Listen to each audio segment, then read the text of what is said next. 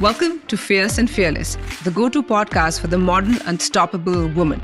We are your hosts, and I'm Sonali Singh, a fitness enthusiast, a fierce entrepreneur, and the founder of Feed Smart. And I'm Zoe Modgill, your guide to all things fitness, nutrition, and beyond, encouraging strength in every aspect of life. Together, we're here to explore the world and the spectrum of womanhood, motherhood, careers, fitness, nutrition, and even mental health. We're here not just to share insights, but to debunk myths and offer tangible tips that empower you to lead a life that's both dynamic and balanced. So get ready to explore new perspectives. Let's dive in. Welcome, guys. Welcome back to Fierce and Fearless. Today's episode is called Breaking Barriers: Us Women Working in a Man's World. I'm Zoe, and today we're going to be exploring the exciting and evolving landscape, as far as I'm concerned, with women working in the fitness space, and Sonali will be giving her angle of how it's been working in her space. Honestly, it's been anything but easy. It's been a really difficult and challenging path, and it's been long drawn, but it's had some exciting developments, which I'm excited to share. And Sonali is going to give an angle a little bit about her background. Sonali, over to you. Hello. Hi, everyone. Yes, this is a very exciting topic. If you're a man, just take all of this with a pinch of salt is the least I can say, because we're going to be very women centric here. Also, I think it's been a very interesting journey with Zoe in fitness and me in operations and then entrepreneurship. All three are very heavily dominated by men, but we have cut through the clutter and we have arisen to be able to now talk about what our journey has been. So I've spent most of my time in restaurants and operations. I started my career in that. It's been very interesting because everyone's a man, right? Even though women cook at home in a commercial setting, whether it's a chef or whether it's a waiter, they're all men, right? So you're suddenly in a position where you're like, oh, okay. And I've been the kind of person who has started working at the age of 18, working part-time as a waitress. Then I actually really enjoyed it, which is why I think 7 years down the line, when I came back to India, I wanted to get into food because I just enjoy the hustle bustle of a restaurant. So I spent a lot of time over there working. And then when I came back to India, I started with Diva in restaurants and large scale events. And I used to work nights. I used to work all holidays. And it was with a lot of staff, which was male. It was interesting because there would be a very different exchange of how they would treat you, how they talk to you. Some were respectful. Some were like, oh, you're just a woman. I think the harsher judgment I actually got from my parents. What are you doing? I feel you on that one. Yeah. I think the industry was more accepting than my parents. They were just like, you can just marry rich, right? Like, why do you have to work so hard? I was like, oh my God, that's like a whole different topic, by the way. Different topic. But yeah, did you have any issues with work? When you said working nights and stuff, what about safety and stuff? Was it like scary to work late nights in restaurants, and how were you? Yeah, it was. But luckily, I kept my own car. I think my parents, as much as they despise the idea of me working in a restaurant till 12, 1 o'clock or at events late, they kept a driver, right? So that way I had my own vehicle. And the good part was that my boss was a woman, so she also understood. But she never cut me slack on the hours. It's easier when your boss is a woman, let's put it that way. So what was your experience? Because I think fitness has been very male dominated as well. Yeah. Oh my goodness. I'm saying, oh my goodness, because this is what my son says all the time now. Even Shivaya, the whole time. oh my goodness. Yeah, all day. But I love it. I was a graphic designer, studied in London for 4 years. A lot like you in that approach, I find a little different from today's world in terms of wanting to work and earn right from the beginning. I too used to work in an Indian restaurant, believe it or not, this completely white girl taking orders as the waitress, completely knowing how to translate every bitching situation that would happen in terms of taking orders from people in the restaurant. So I had a great fun doing that during the week. And I used to shovel horse poo and teach riding on the weekends in Hyde Park in London just to earn and get a £5 tip, which was always like amazing. But my gradual change from graphic design, having my own company and working in an advertising agency was not taken. Fitness was at least what I was doing, which was just attending group classes, was having a great time. And that being a concept where, okay, now I want to take this and create my own space for other people to have a good time was just like, what is that? I didn't even start off by being a trainer, by the way. That was like the second stage. The first stage was just like, you know what? I would like some money. Please help me invest in setting up a studio to create, group classes, i.e. we're not a gym, which was what I would run around saying and try to overemphasize, because gyms were just like, male men bodybuilding in a sort of like basement. I don't know if you noticed, but all the gyms that my mom, when we were younger, attended, like to walk on a treadmill, were always in a basement. So it was just like, so like basement gyms, big muscular looking trainers at the door, and things like, the most that I remember about ripped big guys were bouncers in all the really shady clubs in Delhi. I don't know if you remember that, but that's what I do. So this was the world that I was trying to enter into and say that it was fun, or this would just be a side business. I'll do my graphic design.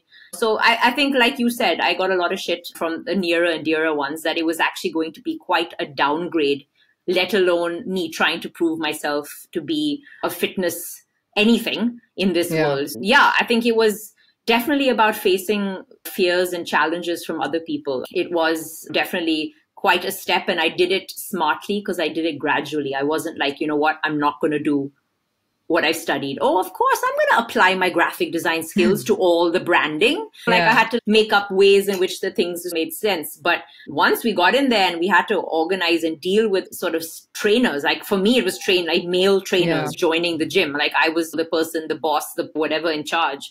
And before that was about just dealing with construction workers. Was like one of my first, like how to build this gym. Like we built it with our own bare hands, like literally put bricks in line one by one to start the studio back in a time where we were going to be the first. So it was definitely very much a male dominated situation from every angle, and it was not taken well.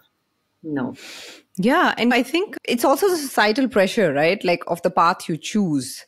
Like there is that conditioning, right? That women are meant to be doing X kind of roles and men are meant to be doing X kind of roles, right? So the minute you start crossing over the line, it's just, why are you doing that? Is that even necessary? And for me, I think it was a double-edged sword because I had to deal with a lot of social pressure as well. Like just coming back to Delhi and working in restaurants, picking up plates and taking orders of people that I know who I might go and meet at a party, but I'm also taking and picking up orders or picking up. That was actually quite hard for me to swallow as well. And not because I had an issue, because it was just an awkward situation. Because in my mind, I knew that this is not going to be the end of, this is not what my career is going to be. I'm not going to be sitting and waiting on tables all my life. This is a means to an end. I'm just trying to understand operations. I think Delhi is just not built to accept that equality in the jobs that you do. Mentally we're not built. And then you have all women who come for lunch and who come and talk. Our families. I think like my parents never came when I was working. Never. They couldn't handle it. Like they would take me to another restaurant, but they would not come and have dine in the restaurant I'm working. I think the whole situation makes you feel more awkward than you actually really feel, because you're like, okay, yeah, do it. Then keep doing it because I'm going to learn from it. But I don't know, people think very differently. So that's what I found was a lot harder for me to accept than, even though there were a lot of male around me, and if I had to lead teams which are male dominated. But yeah, so that social pressure was very interesting, a very interesting part of my journey. It's fun. I don't know if did you have this whole thing? Because you also studied in England, right? You in the UK. Yeah. Yes. Yeah. Because I also have this super strange background in general, because I'm this like completely English human being having grown up in India. And in India, like everyone always had, at least in the graphic design space, when I worked in this company to get experience, I was really not that welcomed and looked like I was taking their job, even though my role was very different. Like I was like, oh, she studied abroad. She's just like foreign person. It was like a very different approach, which is also how I think that I felt when I walked into this idea of building a studio and dealing with workers, etc. in the beginning. And like, I would have this look from people that, oh, she's completely like a foreigner. That's why she's into this space. Oh, okay. That's why. Do you know, it's like a very... India. Yeah. Yeah, like I don't even know the relevance, but for instance, like my driver, by the way, who's been with us for like years and years in our Yeah. family, he was like, yeah, like with them, like with people from abroad. Okay, I was like, firstly, I've been here as long as you, is what I was telling him. But he was like, yeah, they want to look after their children all by themselves and not have any help and nannies. Only foreign people can do this. I was like, okay. So there was this, like, there's just this thing that I grew up with, this impression. And I feel like doubling that up with being a girl, and then getting a fitness, like getting into a fitness space where all the trainers were men. And I actually was not a trainer at all. So I did deal with a lot of situations where I needed to challenge my worth, because being a trainer meant looking a certain way, at least when we started in this industry. And at least for me, it meant that. But I feel like for a lot of trainers that I hired, oh my God, they did not look the part at all. Yeah. Like there were many who would just come in and be like, I trained this bodybuilder back in and now looks completely like he doesn't do any of those things anymore. Yeah. But based on that skill, we were like, oh, okay, he's worth hiring. So it was like a very different environment. Also, it was very difficult to find trainers, I have to say.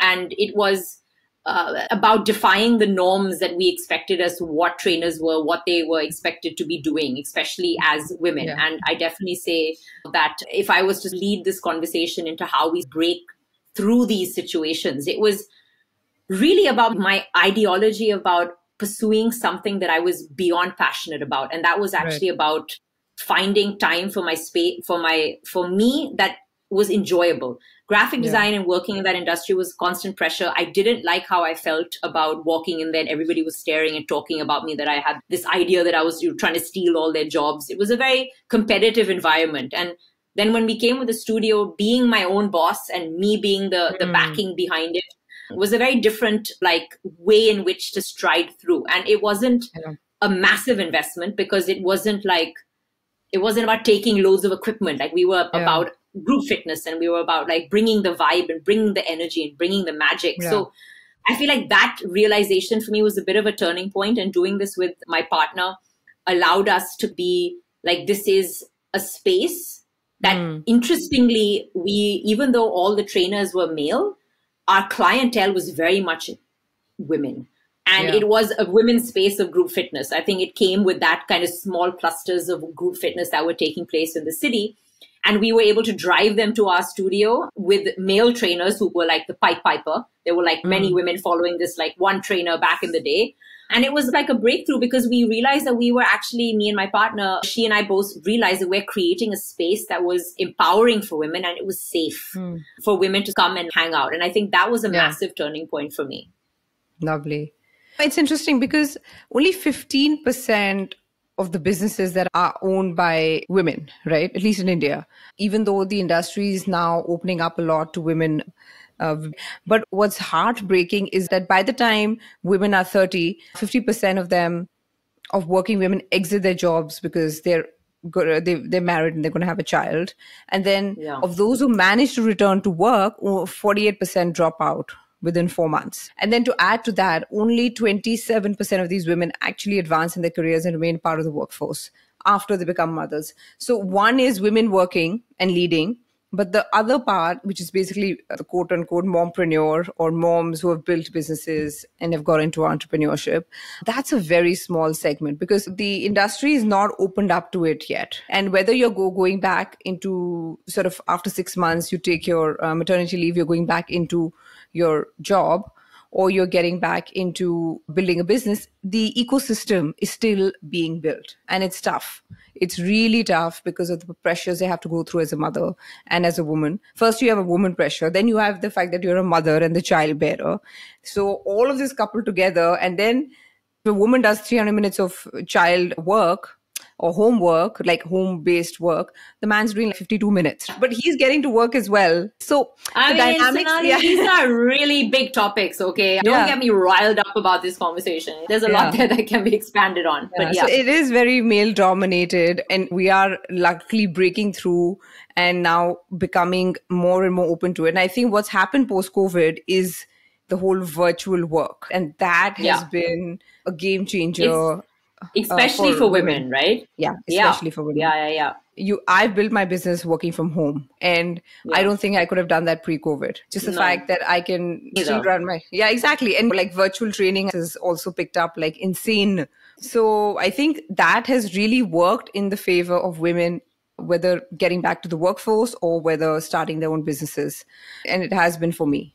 So taking on from what you just said, Sonali, about the COVID and the virtual space, it has really been a massive game changer. I honestly would not have been able to raise my kids, be a full-time mom, still train people, find time to train myself. And when I think back about owning a space and trying to do it in that way, it would have really been close to impossible. And I think that what I've come out understanding is that in today's world now, this was 10 years ago, and how it's evolved and changed. And even because of COVID, and also a little closer to prior to COVID, the amount of women trainers that were trickling in was so inspiring. There were many. Instagram really started when I started. I remember hiring people to take photographs. Video content didn't even exist, right? Like now when you look at it, what is it? It's all video, right? It's just video exercises coming out of everyone's ears. Like it's just everywhere. So the current landscape is just phenomenal in terms of what is possible. And every second, it's also worrying that every second person can now sell fitness programs and this program and that program and feel that they're qualified to do. But mind you, like I said, back in the day, the trainers that I have interviewed, like many could not do squats or push-ups. It was embarrassing. So if anything, like now with terms of the way they showcase their own profiles on pictures, like in portfolio, right? It's like your resume, at least as a trainer in my world. And that's what the virtual current space has provided, is you do judge a book by its cover in this case, at least to start. It can have its downsides for sure. But at the same time, it's inspiring to see that the person's own worth and skill and time and effort into be able to learning those skills and learning that fitness area, for me, is so inspiring to know, because it shows that they are practicing what they preach. And I think that's a massive thing that has, like, I can work out and work on my body late at night when my kids are asleep, when everyone's asleep. I can still do it from home.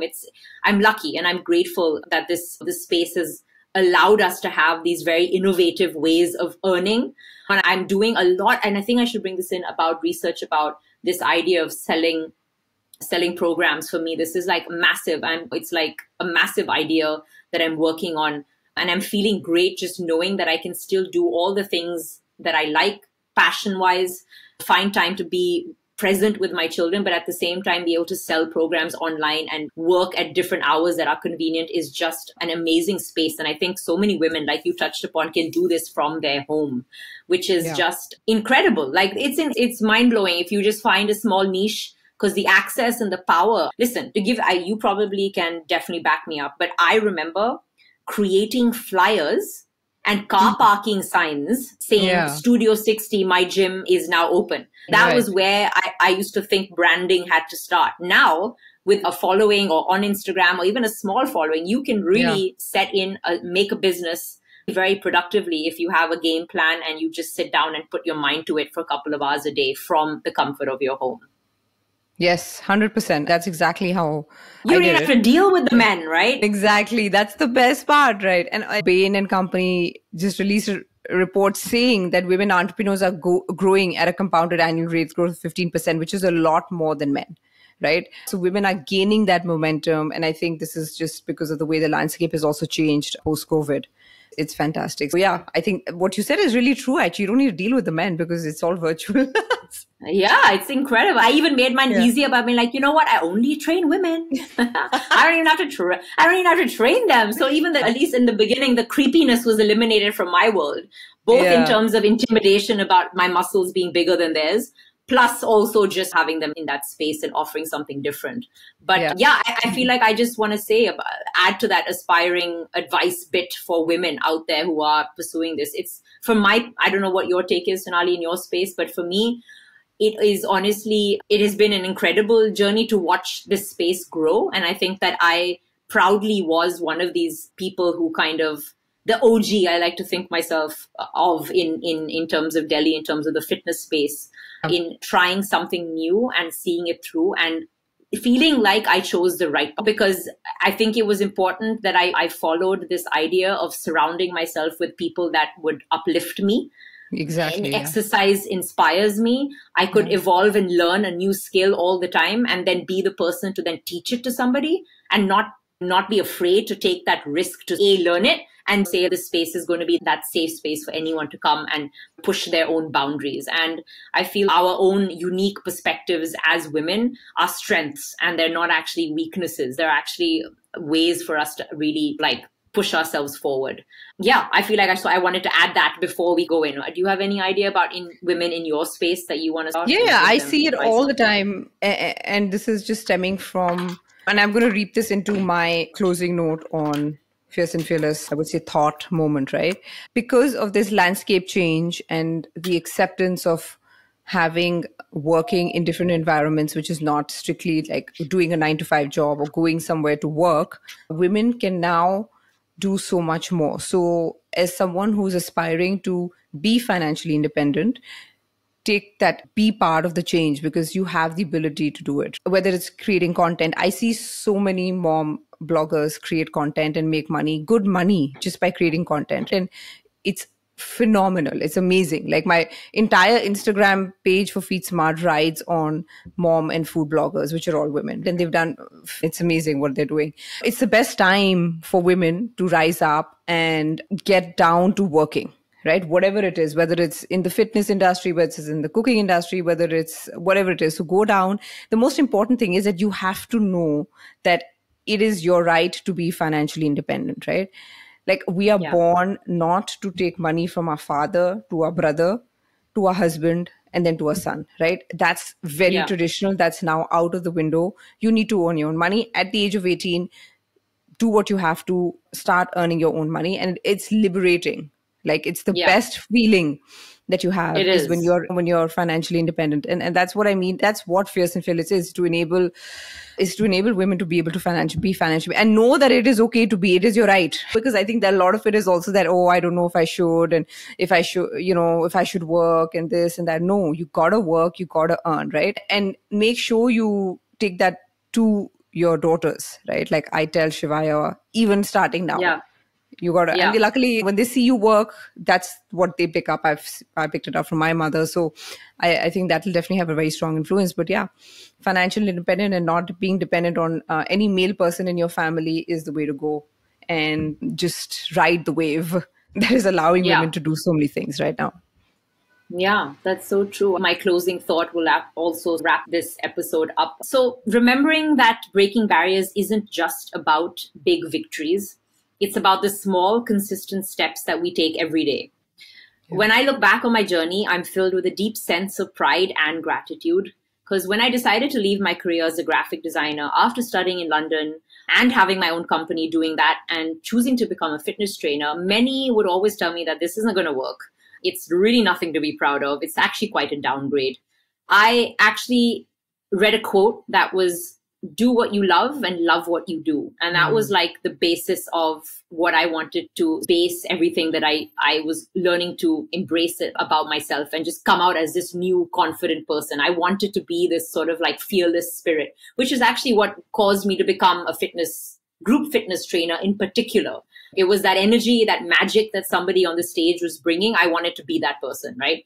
So over the years, I think I've worked quite tirelessly to overcome my fears. And that means embracing the idea of being different. My body responded really quite amazingly in terms of physical appearances. And that was something that I had to carve a space for myself, because seeing a regular muscular woman was not really the norm, right? Yeah. It wasn't easy to let go of what people would think, but I was like, dude, wow, my body can do this. And every struggle and everything that I did was just making me feel like I could come back and do more. And every moment was like worth it. So today I feel like I'm confident.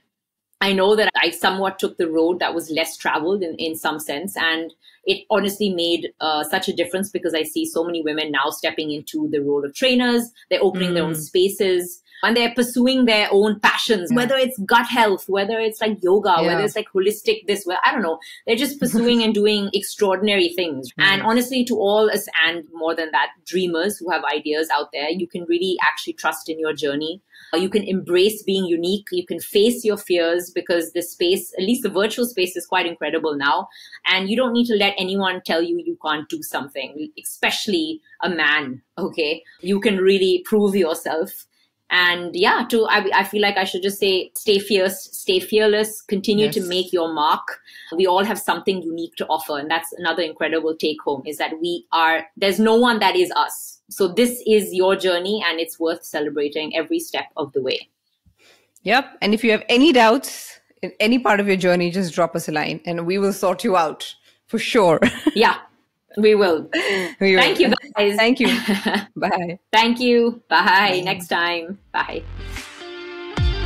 And that wraps up another episode of Fierce and Fearless. Thank you for tuning in and joining us on this journey. We hope you're going to walk away with some great insights, feel absolutely inspired and ready to challenge norms.